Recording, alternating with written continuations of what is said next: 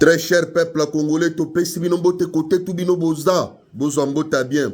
Le 4 juillet 2026. Tokutani. Une réunion est prévue dans les jours qui arrivent entre le président Félix Antoine Tshisekedi Tshilombo et le commandant de l'Africaine Anderson. Une deuxième encore réunion est prévue entre le criminel Paul Kakame et le commandant de l'Africaine Anderson, Nicoloyo. Après réunion wana, c'est ce qui pourra déterminer notre avenir. C'est ce qui pourra s'annoncer une décision cruciale. Est-ce que les rebelles du M23 prendront Uvira, Lukutana Bino? Peuple congolais, ngai abino, ngai nde nazana charge mboka. Naebisi bino bo vandalaise.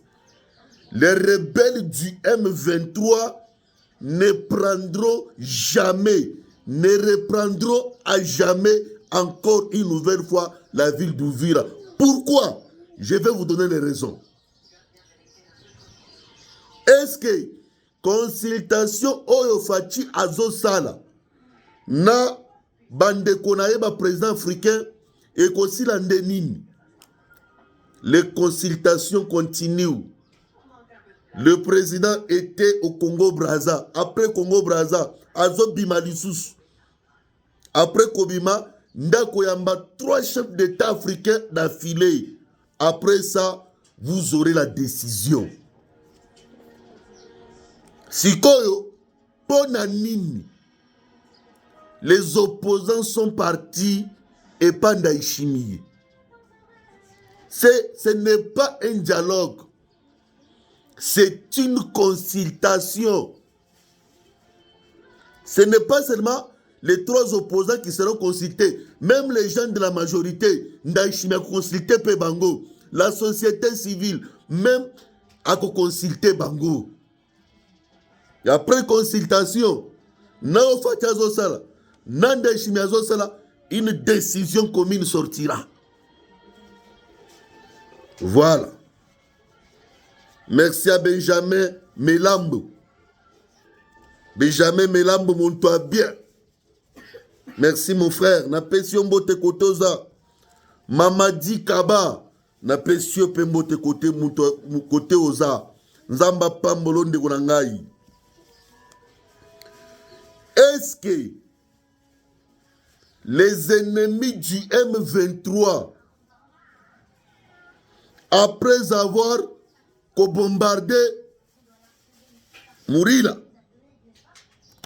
les ennemis du M23, après avoir bombardé, comment ils sont arrivés à bombarder Mourila? Bande Orangaï.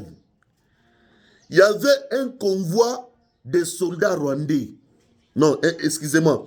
Un convoi de soldats burundais qui quittait la ville, qui quittait Baraka. On peut parler d'une localité Baraka. Bazokende vers point 0 pour aller renforcer les soldats qui étaient là pour que l'ennemi a point 0 parce que après avoir causé Bilalombili, l'ennemi menaçait de prendre point 0. Bandeko. Chose étonnante.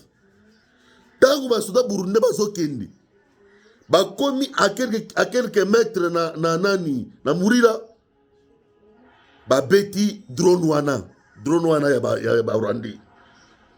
Selon les informations obiso to nango, il se pourrait que na kati ya FARDC eza batu ba signaler ba ennemi wana ke convoi ba burundais ezoya. Donc, ça se voit que jusqu'aujourd'hui, il y a des officiers au sein de notre armée qui travaillent pour le Rwanda. Qui travaillent pour que Estawana la déstabiliser toujours chaque fois. Bande Konangaï. Nous demandons à Fachi, pour arriver à gagner une guerre, il faut des stratégies. Béton, il faut des stratégies. Comment? Commencez par relever tous les militaires qui ont déjà fait plus de 5 ans. Plus de 5 ans à la place Moko. Comment vous pouvez chercher à gagner la guerre, mais vous avez des militaires comme un chef coutumier? Parce que chaque fois que vous avez besoin de relever général, besoin de colonel, besoin de major, besoin de capitaine, besoin de lieutenant. Relevez tous les militaires là, botin na militaire ya sika. Mais c'est qui moi j'invite? Je ne sais pas. Ozo yokato oyokakate. Oyokito oyokite. Bon s'organiser, bon relever tous les militaires. Et puis les Wazalendo ont commencé à alerter depuis longtemps. Présence générale Oyoduni Yazana Ouvira. Les messieurs là, il faut qu'on bimisse na Ouvira le plus vite que possible. Dunia ne travaille pas pour que Tokanye Bitumba Oyo. Depuis qu'il est là, il y a toujours de mauvais signes qui montrent que non, les messieurs là est en complicité. Général Dunia, il a pris des décisions vides, des décisions qui n'ont pas aidé notre armée pour Atolonga Bitumba Oyo. Bandeko Tolo Bana Monokonimi. Imaginez, l'ennemi du M23, les Turanero et les raids de Tabara ont commencé à menacer Batindi drone, Batindi Bavion à Bango. Il y a presque 2 semaines.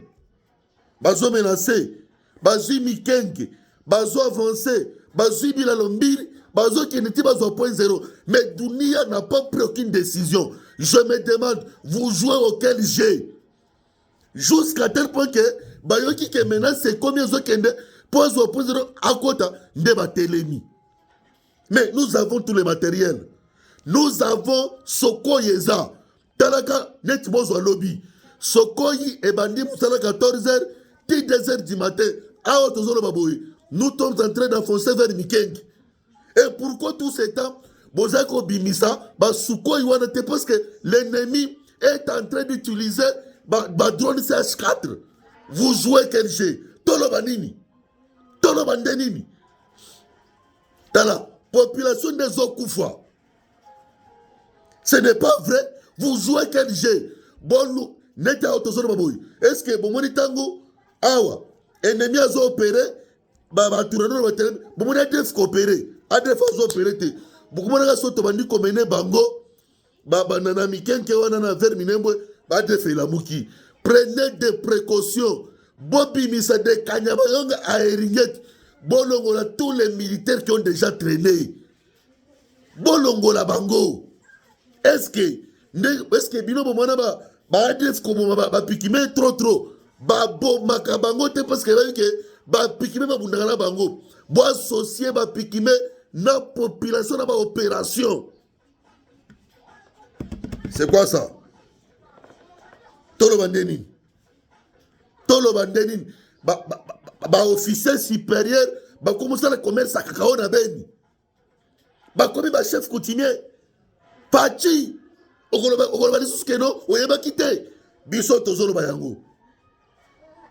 patience et ça n'a limite. Qui moi j'invite, mais au salaire Moussaranine, il y a qui ministre de la Défense.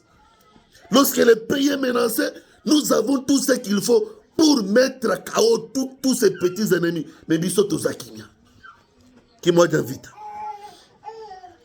Bon confier ma opération. Bon, la politique n'a pas général. Bon, confier dans les opérations et pas les officiers inférieurs. Bon, netiba lieutenant, netiba capitaine. Bon, pesa bango charge d'opération. Bon, c'est pépé bango. Nebi tumbango chaque jour. Comment ça? Partagez la vidéo.